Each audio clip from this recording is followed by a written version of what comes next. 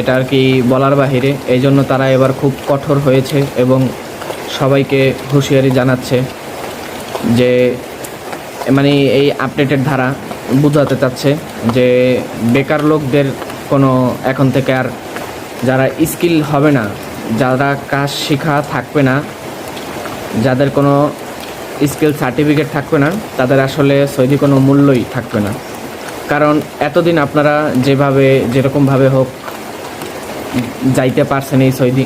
তো আপডেটটি হচ্ছে যে সৌদি সুন্দর করে বলে দিছে এম্বাসিতে যে এখন থেকে যারা যারা সৌদি আরব ঢুকতে যাবে তাদেরকে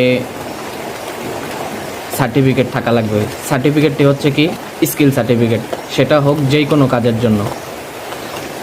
এমনকি তারা 118টি কাজের স্কিল সার্টিফিকেট থাকা লাগবে বলে দিছে।